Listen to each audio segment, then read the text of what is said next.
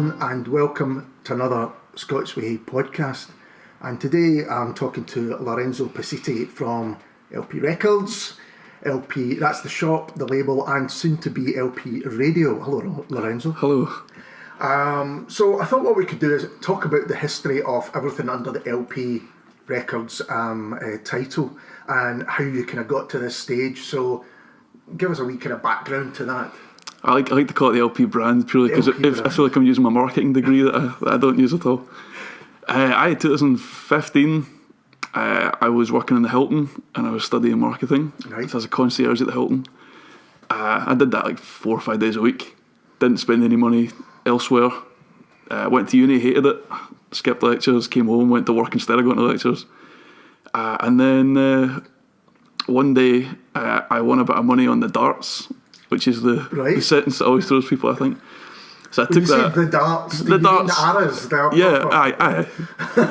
And took that, went on holiday to America, a wee solo trip to go to Seattle, Austin, places like that. Music obsessive kind of places. Mm-hmm. Just on a whim. Emailed places like KEXP and different radio stations, and I thought I'm going to use this marketing degree and try and get my foot in the door somewhere. Do all this summer. Worked at KEXP for about a week and a half. Loved it. Kind of cut up all the music venues, all the music stuff. Was determined I was going to come home and do something. Came home 2 days later. This record shop was up for sale, and it just seemed like total fate. It was a complete dump. Nobody wanted to touch it. I'd spoken to a few other people that were the same. They were like record store guys, or they ran record fairs, and they were like, "Don't want to touch it. Too much work. Too much hassle." But I was ready to abandon uni. I was working at the Hilton part time. I had this spare bit of cash. I could have got it outright and then get a wee bit off my help off my dad to get the initial stock. And I was like, this is a doable mental thing I could do. Okay, before we move on from there, there's a lot. Oh, there's a lot to take in there. Yeah, absolutely. So, you were doing a marketing degree at university here? Yep, Strathclyde. Strathclyde, okay. And when you were doing that, was that with an idea that it was always going to be music you were involved in, or was it a kind of general marketing? That was with an idea of I have to go to uni and I have to pick something. I did the same thing. I went into food tech from school because I was like, I have to do something. Yep. And then I ended up like you, not really enjoying it, but loving the work, and ended up working in restaurants and all that kind of thing. So you were working in the Hilton, and that was probably much more fun. Depends on the day. I was a concierge, so it could go. Oh really? It could go amazing. It could be a great laugh, or it could be so bad. You could depend who you're dealing with. I'd had Nicki Minaj in once. She was a nightmare, and our staff were a nightmare. It would depend on the day, which is the fun part of it. Yeah. And it was the first time I'd ever kind of gone from. It was my first line of work where I was dealing with kind of weird people every day. Right. You get used to different characters a lot more. Yes. There's a lot of people skills involved. In and out. You maybe see people for 30 seconds. You might see them every week. So you pick up on people's instincts and that kind of thing. So you won this money. Was it a darts competition? Or was no, betting on the darts. Oh, yeah. Right. Well, I've always. That's a market. Surely that's in marketing school. That's the thing. When I've had things, because I'm young and have a business, but I've had people come in wanting to know, like, as a young entrepreneur, and it's like. Just keep winning money at the bookies to keep your business alive. That UFC betting, international football. I used to kind of play a bit with that wee bit. Never anything big, so just total big shots in the dark. And then I was really obsessive with those sports. I love darts. I don't know why I got obsessed with darts. And I just kind of it blew out of nowhere. And that was kind of the story of my first 3 years in the shop. To be honest, would be like if we're ever coming to a hard financial time where it's a quiet bit in the shop. Something would happen. Something would pop up, and I ran out of that luckily. But something used to pop up all the time, and it would kind of keep me going. So you decided to go to the States with your winnings, and you said Seattle, Austin, Texas, both kind of real music and arts places. Yeah. I think Austin's they have the slogan "Keep Austin Weird." Yeah. And I know Daniel Johnson, Rory Erickson, and I know actually from my kind of Scott Lit background, James Kelman's used to go and teach in Austin, Texas. So it's got a real strong culture, and we know, of course, the story of Seattle. So was that where you wanted to go? Was that the reason? Yeah, it was totally teenage romance thing about those places. Austin had everything I'm kind of obsessed with in one. and Seattle's the obvious ones, all the obvious Seattle stuff. Foo Fighters was my favourite band when I was like 14 onwards. And then Austin was just, as you said, that weird, so many kind of, I've got this weird obsession with country music out of the blue. I wanted to just go see Willie Nelson statue. I wanted to see Austin City Limits. I wanted to see the Stevie Ray Vaughan statue and all that kind of stuff. And it's just a very weirdly, every corner seems to be something new. That's like some new culture thing has popped up. Everyone's very closed in. Yeah. For a big town. Everything just seems very kind of round the corner. Everything's in touch. It's an interest. I've never been, but I have also been interested in it partly because of the Kelman connection. But in Texas, you know, the Bush family are from Texas. It's, you know, it's a very right-wing state on the whole. Yeah. But then you've got this real liberal arts enclave. It's a which seems very strange, in an amazing way. It's such a strange place. And even just like, I stayed in this hostel, and you would kind of just hang about with the guys that were passing through. Everyone was always kind of passing through. And there was this English guy, we went for a drink down this very gentrified area of town. It was all these beautiful old white picket fence suburban houses that had been like ripped out, and it was all bars built inside them. So in the face of it, you're going, it's like, oh, it's really cool. We get to sit in these suburban homes, and it's kind of like, it feels very against what you thought the cool Austin thing was going to be. And we're sitting there, we're talking to all these locals, these lovely kind of southern older people, and they're all super nice, super friendly. And they go away, and he turns to me, he's like, isn't it weird that all these people are like probably really right-wing and Christian, but they're just like super nice to your face, to everyone. Right, yeah, and it's just that kind of just weird, and you can never tell, which was just, it was nice just to interact with people, and they could be totally against everything you stand for, or the other way around, and if they knew what you were really like, or if you knew what they were really like, but everything on every corner of Austin was like, something weird was there. Yeah. Something a wee bit mental, but really interesting. Never that intimidating or anything like that. Yeah. But that kind of Tennessee Williams things, they've probably got guns under their bed. Yeah, and all which that. was just fascinating to me, and I was obsessed with it. And that combined with the music culture, where it's like, again, the whole country thing is so like, on the face of it, so even like the poppy country stuff now is so like quaint and nice, but like any music industry that's that successful and that big, there's this dark undercurrent of it you get to dig into. It's really interesting to, even if you look at Austin's Wikipedia page, and it's got that thing that, you know, well-known locals or whatever, it's a real mixture of just what you're saying, you know, you've got like Kinky Friedman, and then you've got the Bushs, and, you know, all this kind of weird mix of things. So, and you worked at KEXP, which is, what kind of record station would you describe it as? Well, their thing was they were always like a community radio station that made it huge, kind of. And they just like, they were my alternative radio station that I would tune into. I got a wee bit, 6 Music here, like I think everyone dabbles in. But KEXP would always be, maybe because my taste leaned more to American indie. KEXP had those live sessions that were always really, people made a real point of going to them when they were on tour, so you'd get big bands and they would make a real effort. You could see it wasn't phoned in. So that really drew me in, and it was one of those YouTube things where you could like click a KEXP session and just continue from there and find your next favourite band. So it was, as soon as I knew I was going there, I emailed ahead and I was like, please can I just come hang about? It's like, I don't want anything else, I just want to come hang about. And they were just super, Americans are obsessed with, Americans who are into music are obsessed with Glasgow. Every American I've ever spoken to, they're like, oh my god, you're from Glasgow, and it's these bands, they rhyme off. So they were buzzing to have somebody from Glasgow in the building, and I was hanging about, and we were doing phone calls for, it was like our fundraising week, and they were just buzzing to have somebody from Glasgow passing about on the line, taking phone calls, and I just wanted to kind of be there when things were happening. I saw like Surfer Blood in Session, who put out one of my favourite albums of the 2000s, 2010, sorry. So I got to see them. I was through the wee window watching them in session. It was all very, very surreal. And it was in their tiny wee old studios. Now they're in this huge, beautiful building in the middle of the equivalent of George Square. They built themselves a giant fucking building. So it's like the KEXP building. And the city seems to have jumped very on board with how important that alternative community aspect of it has all been. They've got a performance space, stuff like that. So it's a dead inspiring place. So was that kind of inspirational as to what you thought you might be able to do when you came home?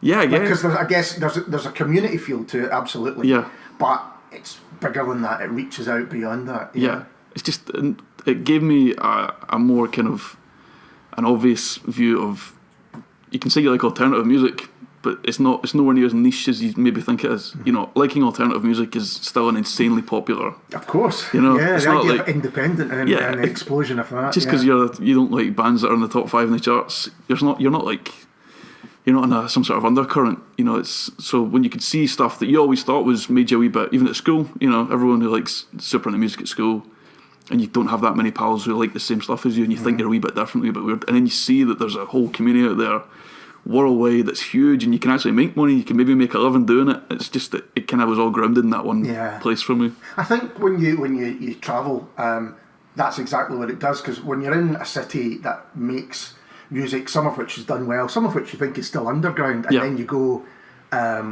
abroad, and America's a great example. You know, I remember going into record stores in LA and stuff, and they had, you know, a huge kind of BMX bandit section or something like that. And I remember particularly going to Thailand and going into a record store in Bangkok, and the Greenock band Whiteout were in the top 10, and I went, well, that's just insane. But this stuff does travel, and there are people that think, well, it's from a bit like we might go, well, it's a New York band, I'm going to check them out. They go, it's a Glasgow band, and I'm going to check them out. And Glasgow's so small, and so much happens here that it all just gets caught up in one in your head. So you're convinced it just happens here. It's a wee bubble here. But then, as you say, everywhere seems to know Glasgow and Glasgow music. And then when that got fed back into me, I was like, well, why can't we take all the wee stuff? So me and my pals love this record label in Boston called Exploding in Sound. Mm-hmm. And to us, they were always like, for the past few years since I met these guys, like the year before I opened the shop, it was always like, this is the label, we love every band they put out, every band. And then you've kind of realised they're not that big. They're actually really small, they're a wee DIY label. Yeah. But to us over here, it's like, imagine if we heard a band from Exploding in Sound came on tour here. And a couple of them have been here and they played the Hug, and they've been like really passionate fans there, but it's been small, tiny gigs, but you see it spill over, and it's that you kind of get a taste of what it must be like for people talking about Glasgow bands, or hearing that wee thing you love from a completely different part of the world, and realising it is a lot more loved than just you and your pals and stuff like that, you know. Absolutely. So you had all this amazing experience, and then you came back, and I should say we're in West End of Glasgow now. You saw this shop front on, the name of the street is? Park Road. And you went, I have the vision of this is going to be my store. Yeah, it was weird. I'm not a designery guy. I'm not that entrepreneurial or anything like that. It seemed like we walked in and the place was so hard to walk through anything. It was all DVDs and VHSs and bargain bin stuff, and the counter used to come up to about halfway the shop is, so the whole back was a back shop. Right. So it felt tiny, and I walked in with my dad because I just was like, I need to bring an adult with me, you know, to give me actual advice on this. And he was like, that shop. You couldn't go and go, I bought a shop. he's like, that shop's tiny, and I was like, is it? But like, is it that small? Isn't it just full of shit? And I was like, all I want is like new curated stuff. I want it to be tight. I want it to be small. I want it to be like a destination shop instead of like, half people that walk in here will leave thinking this shop's kind of shite or not great, which is totally fine with me, because some people want to dig for hours, which is totally fine. And that was what I always knew. I wanted this like space, and then it could grow from there, because I don't want to sell records forever. I'm already bored of selling records. Yeah. So I was like, I just wanted this space, and we can ground whatever is going to come in that space. I mean, that's what I should say for anyone that hasn't been in the shop. It is a curated space. It is. These are what we've selected because we love them, and we think you might as well. Yep. Which is a bit like what a lot of radio shows do, I guess. They say, you know, here's the new song from such and such, and, you know, we're going to play this for you because we think you're going to like it. I mean, we're already in a market here in Glasgow that's full of record shops and full of successful record shops, and we had to stand out in some way, and I didn't have the funding to go, we're going to stand out by stocking thousands of records. And so it was like, find what you're good at and just see what you can do with it. It was more just, there was no expectations. It was like, see what we can make out of this. But I think it's really interesting because more and more shops, whether they're bookstores or galleries, you know, things like that, they're more carefully curating. One, because you can buy stuff online. Yeah. So, you know, folk will come in. It's gone of the kind of days of the high fidelity music shop where folk goes in and said, "Oh, you've got the greatest hits of Stevie Wonder." Yeah. Folk will go and do that. What you have to give is something. Well, a few things, but one, get something that you can't find easily elsewhere, but also your knowledge, and you can impart that to someone who comes in. He goes, you know what, I bought a record in here last month, I really liked it, what else would you recommend? Yeah, we want the space to feel like not very intimidating. Some people have spoken to me about feeling intimidated in some record shops, because again, if you don't like that huge glut of records and digging, and you don't like the kind of quiet judging some people feel in some record shops or whatever, I just wanted the space to be open. I wanted it to be kind of colourful and just very much, you're not back to back with the MD at any point. You know, you're not like digging for space. You just get a chance to look through the records in your own time. Yeah. But I'm not a vinyl nerd. Yeah. I'm a music nerd. Vinyl for me is just the best way for physical media, to kind of enjoy it and collect it and listen to it. So it was always vinyl that way. But I'm not gonna, guys come in here and they're total anoraks and they come and talk to me for 40 minutes about this grooves on a record, and I'm like, I just nod along and I'm like, yeah, sounds good, but that. They'll see the name of it and go, I found my shop, I found the people to talk to. Yeah, exactly. I mean, what year did you open up? 2015. Yeah, so it was kind of the vinyl resurgence, for want of a better term, was kind of underway by that point, wasn't it? It was definitely underway. But I feel like, in my opinion, I think the bubble is bursting, if not burst, and that's purely from the pricing standpoint, because we are seeing it now where the bigger labels are doing what they did in the 90s, and it's like vinyl is now the main physical format again. Let's just keep hiking the price until it bursts, until we hit the point of no return. And they're doing it, and and the main way you see it is the pop stuff. And I know the pop stuff's not what we sell most of on vinyl, but it's like if I'm getting the new Rihanna, or like Universal's the main one. I have a real beam I want about Universal. It's like Ariana Grande record comes. I really like that record, and I love Ariana Grande, but it is like the pop chart record, and it's going to cost me to buy it more than £20. So what am I going to sell that to a 16-year-old for? And how are they going to justify spending that on one record? And if you go and you indulge in a Crossley record player or one of the cheap record players, and that's a natural thing that would happen when the demand hit back up. We'd see cheap suitcase record players again. But they sound shit and they break your records. So if you spend £35 on a record, you take it home, put it on your cute little Crossley for your Instagram, and you listen to it, you go, this sounds shit. I'm not buying a vinyl again. I just listen on Spotify. Yeah, it's better. Absolutely. It's so short-sighted. I mean, you go into any name record store and they're charging, 30 quid for vinyl that it's either brand new or it's stuff that people probably who want it have got on other formats, any Beatles, any classic rock stuff. And you think, well, this is just ridiculous. Yeah. But where I think it is still growing is with the smaller indie companies who are selling the new albums for, say, £10, £15, But yeah, as you say, it was ever that way. I remember CDs in the 90s that just suddenly if it was a band that wasn't well known, you were paying 22 quid for a CD. Yeah, and the main market, like I just say, like DIY indie labels, you can still, if the band does well in your own city, you can still make your money out of it. You can still sell it cheap. But the more it affects the whole market, the more it trickles down and hurts the weird guys, because the reissue backlog in pressing plants is insane. Yeah. The record store day backlog is insane. And the more they're backlogged, the higher the prices get, because the demand's there. Yeah. So if it's going to cost more and more to press records, even the wee guys aren't going to be able to turn any kind of profit when they sell them. And that just hurts everyone. And it means we can't, if you're a record label, it's hard to pay, it's hard to have fair splits with your bands, because then neither of you will see money forever, Yeah, sure. So it all trickles down. So the more I see the big, like if I see Sainsbury's and that selling vinyl, it's kind of great, because it's like, more people might get into vinyl, but then you have an expectation of what they're going to pay, and they'll sink their wallet so fast. It's just not worth being a collector right now unless you're really choosy about what you're buying. I just can't imagine people restocking what they already have on CD or whatever. It would just cost so much money. Yeah, some people try it, but it's usually that's the market. It's retirement age or a wee bit younger guys who are filling in all the gaps that they threw away before. That's the current market. That's where your money is. But then that will dry up because they'll get older. Yeah. And then it's... And then folks are like, well, I couldn't afford vinyl when I was, started listening to music. So if you hear a story from MD in 20 years, somebody's my age now, or a wee bit younger, and then in 20, 30 years they're going into shops and talking about their old vinyl collection, they probably had a ton of money when they were in their 20s. Yeah. Because there's no way you're having thousands of records right now unless you've got a ton of cash. So that's interesting. You think that is kind of, again, greed has probably spoiled it, you know. Yeah.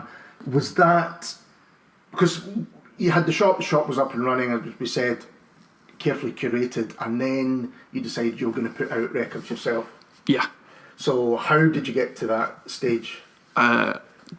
Two of my pals' bands are amazing, and Yeah. I love them. And it was why don't we just do it? Because we have the framework as a shop, so we have like a wee bit of name recognition, we have whatever. I would love to. I've always wanted to run a record label or whatever.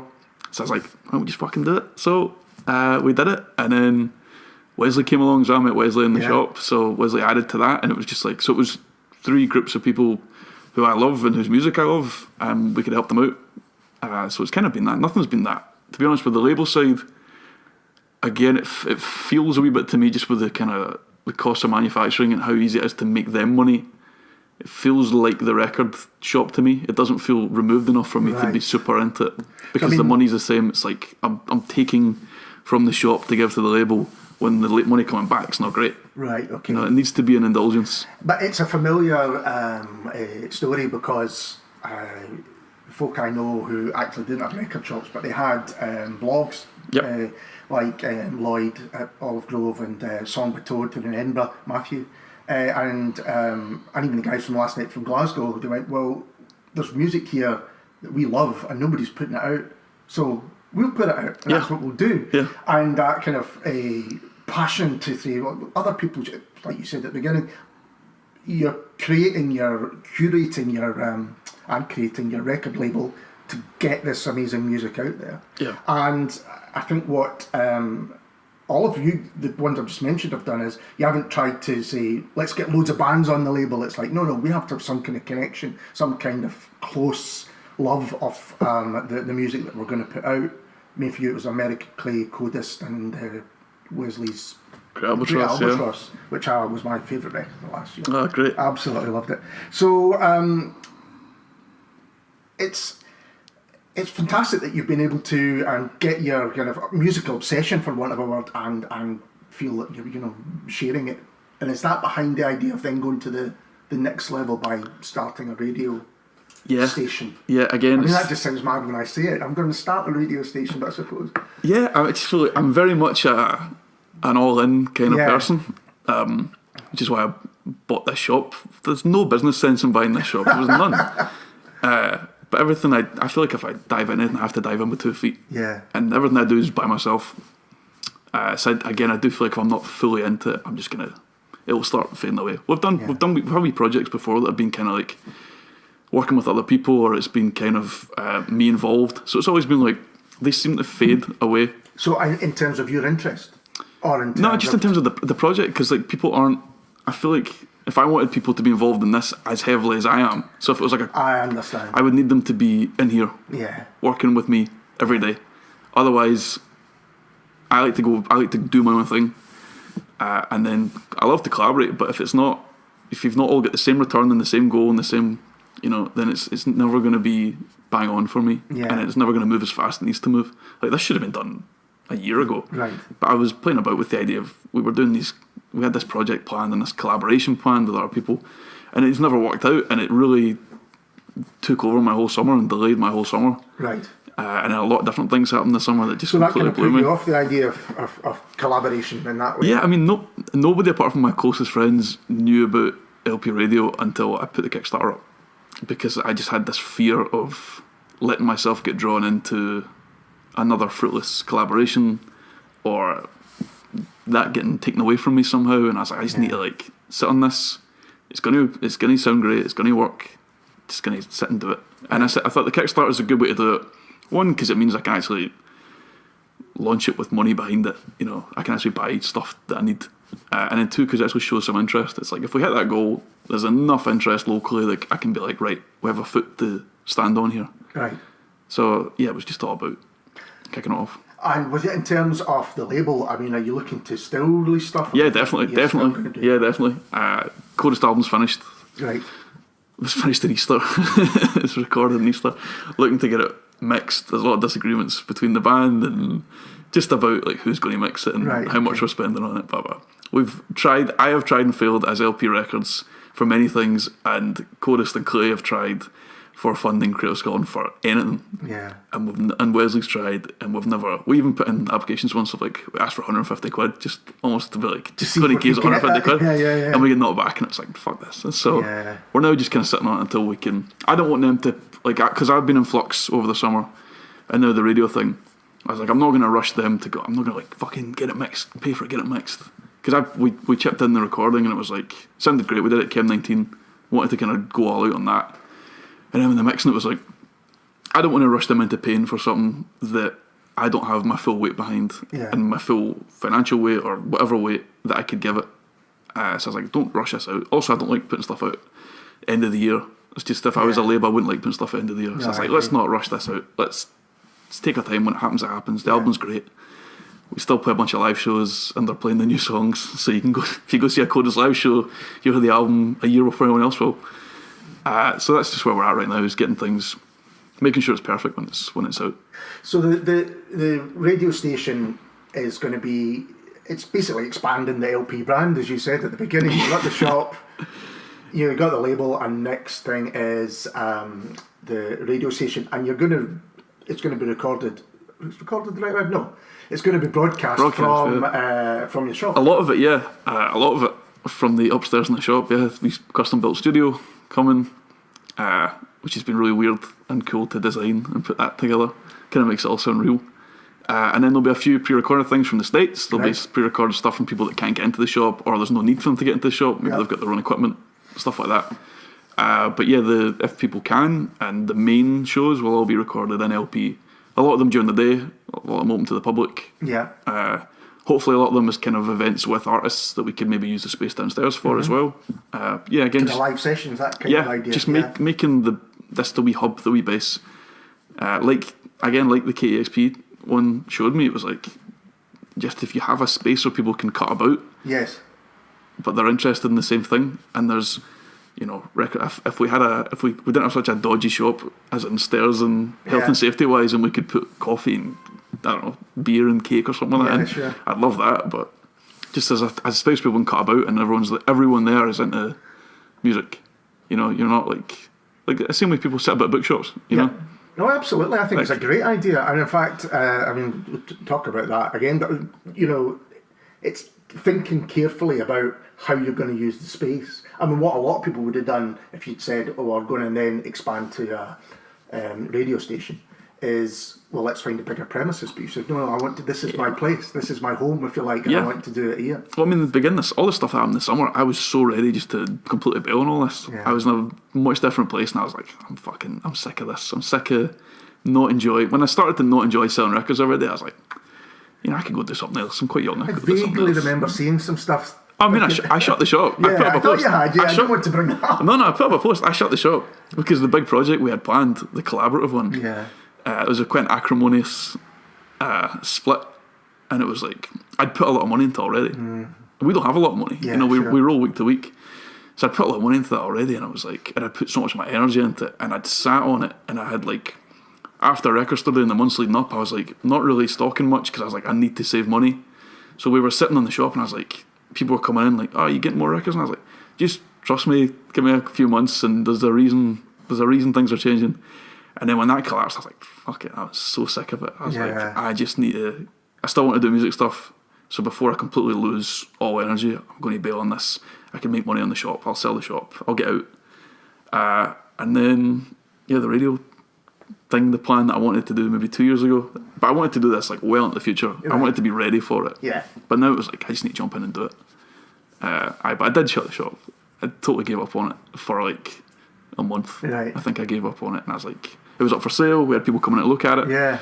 We were very close on sales, and then my landlord came in, he was like, so what are you doing, you selling it, or do you want to re-up the lease? And I was like, I want to re-up the lease. So I'm straight up the lease. Yes, it's just been, at the end, just total.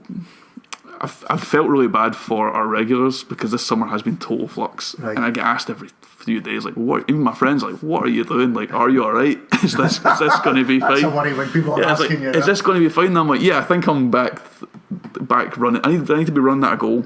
Yes. So as soon as the record store became just day to day, I was like, Yeah. I was like, and then when you have a slow week or when nothing really comes out that you're that interested in, when we're as curated as we are, if we have a Friday that's like nothing I really care about comes out, I'm kind of like, who cares? Like, why am I even opening on Friday? So as soon as that was my mindset, I was like, I need a new goal to chase for. And this radio thing, I feel like, is the culmination of the curated aspect of it, the community aspect of it, all the connections we've made with bands, all that in one. And I feel like we just need to do it.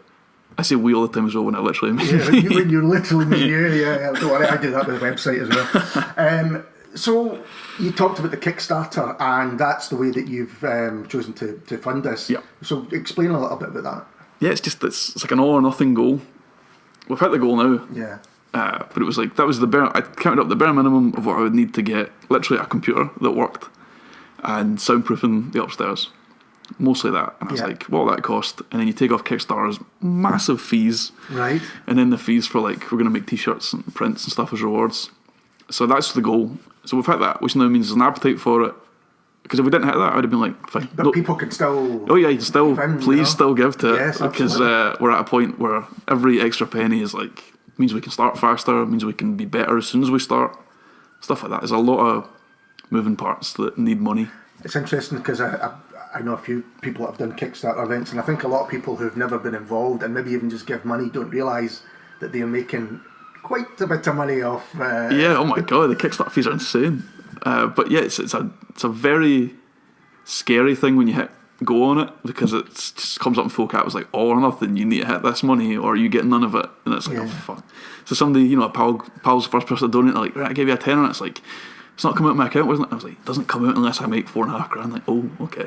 Shit. Okay. I'll retweet that. That's when you see how much people really have faith on you. Yeah, it's going, £500. Totally terrifying, but it was like, it shows an appetite, which is what I wanted. So I think you're eventually going to run 24/7.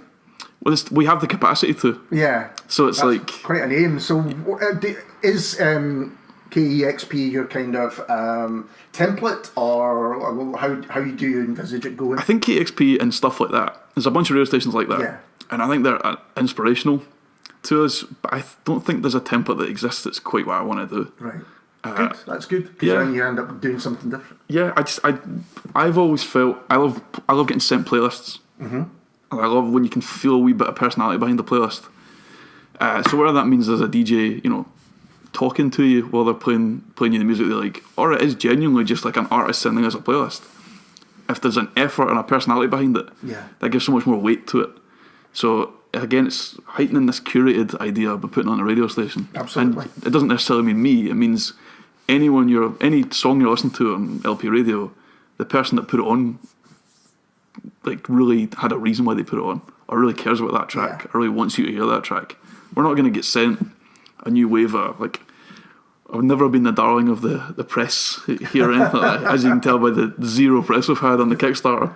It's like, we're never going to get sent like a batch of stuff that's like, we have to play this, like an A-list or anything. It's like, because it would defeat the whole purpose. I'm presuming already, I might be wrong about this, you get a lot of PR stuff emailed to you, say you've got a new record and I've got and that's probably going to increase. Yeah, which again, I'll hit play on any link I get sent. Yeah, absolutely. I'm exactly the same. I listen to everything that I get sent. I'm looking forward to that. I mean, I'll probably not say that in a few months, but I'm looking forward to that, and that's the main way I want to. It's a whole new way for me to discover new music and then share it. And if we can jump on it as early as we've jumped on some of the records we've had in here, I mean, the obvious one, the one I always point to, which people get sick of hearing, is the Julian Baker, because that's, for me, sums up the whole shop. It sums up the success of the shop and where it should be and where it's going to be. Because I heard Julian on a Bandcamp link, and she put out her record the day the shop opened, and it was just on Bandcamp. And I downloaded it. I was like, this record's amazing. Put it on the shop. Everyone who heard it in the shop was like, this record's amazing. Can I buy it? And I was like, no, there's no vinyl. Like, I have no idea. So I was really bad with suppliers anyway. So I emailed the one email I found on our website, and it was our manager of the record label. Can't remember. Okay. And I was like, where did I get these records? And they're like, oh, they're going to be with this small UK supplier in like 6 months. And I was like, okay, I will endeavour to make this record popular enough in my shop that we can be like the main UK people when that comes out. And she got a wee bit bigger by that time. But when that point hit, I was tweeting about it and we were selling tons in the shop. And she came over and played here. And I was getting record shops, big record shops down south, tweeting me like, where did I buy this? I've been hearing this, where did I buy this? And I was like, why do you not know where to get this? Like, why is this not yet? And it was like, we've been a part of, or we've sat there on a wee ride of an artist taking off and created a wee Glasgow cult almost around there. You know, when she played here, broadcast sold out. Met our manager Sean after it, and now we're really good friends and we hang out every time he comes over to the UK. Met him at Primavera the week after, and it's just like everything felt like it was like an amalgamation of everything I wanted my shop to be. I was like, I've found an artist, I've kind of even just grabbed onto the coattails and done my part for it in my area. I've done my part for the scene here to get it as big as possible, and then met them and they're great. You know, and it mattered to them, which is why she came back here and played the install for us, and it was fucking rammed, and it sold out in 25 seconds or something like that. And it was just like, this is what it should be all the time. And it's tough to get it all the time because, of course, the stuff we've jumped on would be earlier than anybody else I can think of in the UK or Scotland or whatever, but they're never going to be the big hits all the time. So our regulars know that, and our regulars come in and they can see what's new that week and what we've kind of jumped into, and we'll tweet about it non-stop. I'm a big fan of just tweeting in all capitals about records I like. So that has always been the passion, and I think that's come through, and that's what our regulars kind of like about us. So I've never shied away from jumping on the bandwagon for something and going nuts about it, and then just disregarding stuff that we're supposed to like. There's a lot of stuff, particularly because we're Glasgow. Glasgow's so small, it's like, why don't you stock this, stock that? Or why don't you go to this Glasgow? I didn't see you at that gig or that festival, or why don't you talk about these bands? And I'm like, I just don't like them. I don't like, what do you want me to do? You know, I think it would feel insincere. It's interesting because there's no doubt, and it goes back to what we talked about right at the beginning, is there was a lot of great stuff in Glasgow, but you can't, well, I don't think you can just talk to each other. There has to be something else going on, and you've got to like it. It's not, you're not going to like everything just because of a play. I did actually. I do. An old friend of mine who, when we were at school, said he wouldn't like anything unless it came from Glasgow. It was a weird thing, but you know, that's what he said. But yeah, you want to have a kind of wide. I don't know, the same goes in extension for Scotland. You know, there's a lot of stuff that I get sent on the site that I would never put on because it's just not my thing. And if you can't genuinely be enthusiastic about it, then what sense that? There's so much music. There is so much music. So this idea that everything that's from Glasgow we have to champion, it's like so dull to me, because it's like there's so much stuff we could be championing in that time that I'm going to miss out on if I talk about this band I don't really care about just because they're from Glasgow. And it creates this environment in Glasgow which is like sometimes just like everything seems like it's a competition against each other. Even though we're all in completely, if I hate that music and you hate my music and you want us, and it's like either let's just accept that we don't always like the same stuff and combine, like get together on the stuff that's going to help everyone. But that's what I was thinking, because I know Codist played at the Kelvin Grove, didn't they? Yeah, the bandstand. At the bandstand, and that was a great day because they had all different types of music. You go to an event like that, you're not going to like it unless you know your taste is really wild. You're not going to like everything, but that's fine, because those are the kind of things that, as you say, folk could come together and go, I'm going to have my band will play, your band will play, and do that kind of. There's certain things that are good for everyone. And that's the kind of stuff we need to be behind, but we don't need to supporting and championing stuff that is just like not what you like. It creates this horrible nepotistic echo chamber of it's good and when good and shite is championed in the same sentence. You're diminishing the good, and you're giving the shite an unnecessary bump. And it creates this. People have different ideas of the Glasgow scene. Sometimes it's completely different to what I think. You know, if I talk to people that are like, "Oh, yeah, the scene up in Glasgow is so whatever," and I'm like, "Is it?" Like, I know nothing about dance stuff, but I love the fact that people talk to me and the first thing they say to me is like, Optimo and numbers and the insane sub-club scene and all this kind of stuff. I think that's amazing, and I love the community aspect of it and how popular it is. I'm not going to pretend I know the first thing about it. It's the same with the heavy rock scene. I've got a pal who plays in a thrash metal band, and she says, "Oh, it's amazing in Glasgow. You've got all these great nights." I'm like, great, but you're not going to see me down there. I'm not. If I talked about it, I would be talking from a place of zero authority, which diminishes everything that's going on. So I would love to just get people. You know, I'm championing people that know more than me. And are there to help the scene as a whole. I guess that begs the question: when you have the radio station, would you necessarily have someone who has a real passion, like we're talking about, but it's for a type of music that maybe you are not into, but yet they would say, like, well, I'm doing a Wednesday night and I'm doing a heavy rock. See, that's the struggle I'm having. I mean, I love all kinds of music, generally. Yeah. I love heavy. I do love like a lot of heavy stuff. Yeah. Definitely do. I'm trying not to genreify the shows too much. Okay. But at the same time, there are things you can put in boxes, and you can say like, there's country shows on BBC that are great. They're all country and that kind of thing. But I would hate to have stuff on the station that I think is shit. Yeah. I would hate it. Yeah. So like, there's a lot of heavy stuff I love and I can totally get into, and I can see the value in even if I don't like it. But like reggae and fucking stuff like that's never going to be on it. It's just not, because I hate it. That's interesting though, because you've said, well, I'm going to do this and it's going to be me.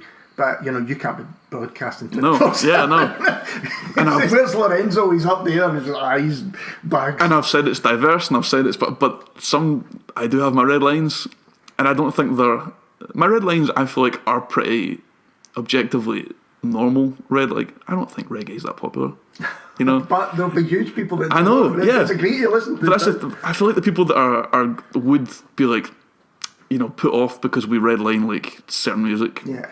Are people that would never listen to the station anyway. Yeah, because our station's going to be fairly eclectic. And if you're like, well, if they don't have that one type of music, I'm not listening, then you probably want to listen to a station that just has that kind of music. Sure. Yeah. So I don't think we're going to... increasingly that's probably the case. Yeah. I mean, there's a lot of... Like, when I was doing my research on community stations or smaller stations or whatever, 99% of them are very particular. It's like... very themed and particular stations that play the same kind of music 24/7 because that's what you're tuning into, which is what I don't want ours to be. So I think as usual, we're gonna probably annoy some people, but they're not people that would ever have cared. Yeah. I don't think everything we do is from a good place. So we're never gonna piss off people that I've missed out on. Sure. I feel like it's just gonna be people that would never have cared anyway. I think it's really interesting. I think that what you've done with the shop and what you're going to do and what you've done with the label kind of epitomises to me how things have changed in the last 10 years, because when people stopped buying physical things, and I was getting sent loads of like full albums for free. Yeah. We'll listen to my record, it was on Bandcamp, it was whatever files. And I would say, don't send me everything you've got, for goodness sake, there has to be some. And it was difficult that people weren't making vinyl, and they kind of stopped making CDs. You maybe had some physical stuff, but people want to own the physical item, and I think that is behind a lot of what vinyl's resurgence has been. And to give people a space where they can come in, they're not overwhelmed. Yep. And you're able to say, well, we've got, tune in to this. If you like this record, tune in, because that's the person up there that's kind of been involved with it. And we've got a live event coming soon. And, it is, I think it's really important as well that there's a hub, or many hubs across the city and elsewhere for that kind of thing. And I think a lot of the smaller venues are waking up to that as well. People, the better venues. People want to feel attached to their music, or they want to feel part of something. People definitely want to feel part of even something. when they don't have, like, as you said, vinyl's super expensive. Most of my biggest fans, if I judge it by like Twitter or Facebook, or that promote us a lot and want to be part of it, or come in the shop during the events, or come to the gigs, but don't buy vinyl every week because they don't have £25 every week, £20 every week. Yeah. There needs to be a way for them to feel part of this, because they've been part of it. And for me, even just tuning into the radio station would be a big deal. Absolutely. So, and you feel it's yours. Yeah. Because it's going back to that when we first, everyone got first into music, bands that you felt were your band, or you and your pal's band, or that kind of thing, that on ownership and being a part of it. And if you give people that, then it's really quite a powerful thing to do. Yeah, you can feel quite isolated right now, I think, if you're very into music and you go to a lot of gigs. You already spend your money on gigs, a lot of money, and then you're like, you can't always come in and buy the record. You can't always come in and buy the record to support the band. Mm-hmm. Even at the merch table, you can't always afford that record. Yeah. So people want to feel attached to the bands they like, or to the scene they like, and there needs to be ways to do that without spending tons of money. Yeah, totally. And this is the plan, I guess, to get those people involved. talking of records, I'd like to end off by talking about some of your favourite music of 2018, if that's okay. I mean, I had this huge spreadsheet, and it had about 248 records goodness, on won't it. get time for that. Oh man! But it died on my wee old laptop, and I cannot recover it. I'm trying to think of some, because I tried not to do numbered too much this year. I kind of broke it down into these categories of like amazing, really good, and like started to split them off down the hundreds. I think I had like a vague top 10, but my main takeaway from this year is how much I love the Arctic Monkeys record. And that is a band I have been vehemently against for like 10 years.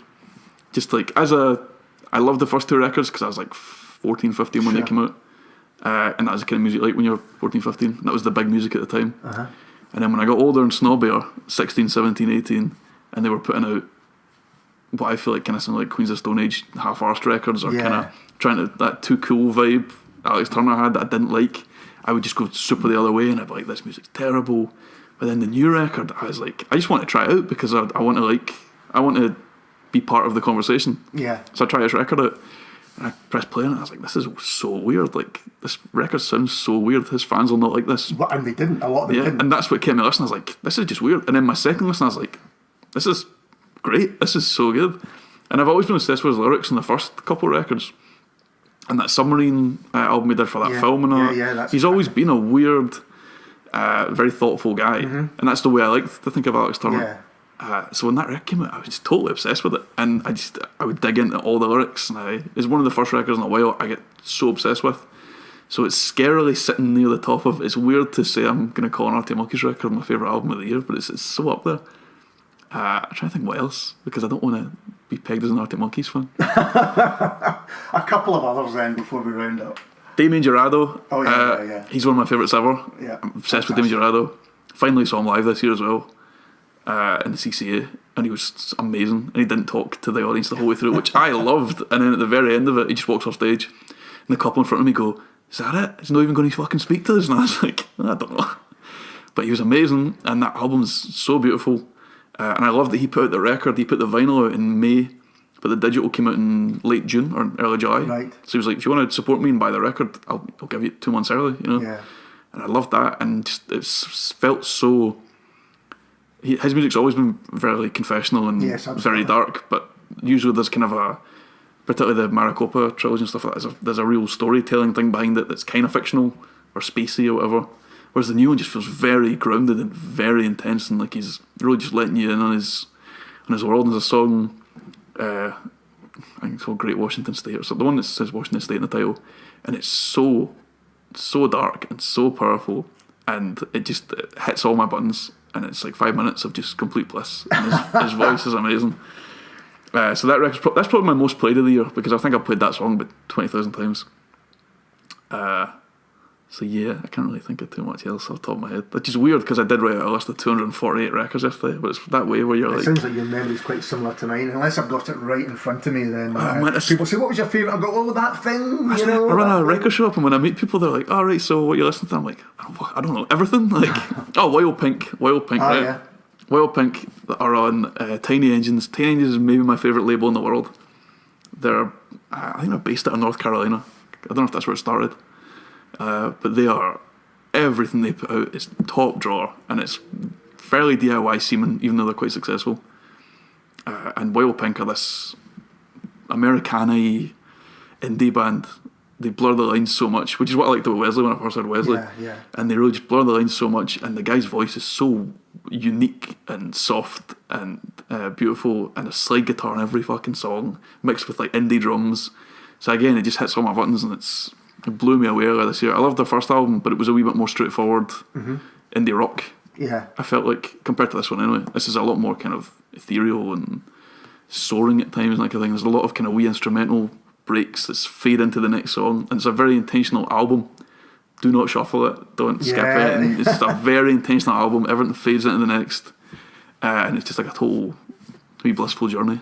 If I was to say that one of the best things about vinyl coming back is exactly that, is that people have started making albums again, you know, and they are properly thought through from the beginning to end, and when you turn it over, and you're not shuffling and you're not just skipping or whatever like that. Well, when you listen to a vinyl record, and you can, when the album hasn't been thought out too much and it doesn't feel properly sequenced and there hasn't been thought paid to the B-side and what's the last song on side A, I think it really is jarring now. It very much sticks out. If there's the last song on side A is just the last song because it's halfway in the record, it's kind of like, and it doesn't fit, it doesn't feel like a break, or it doesn't feel like a transition.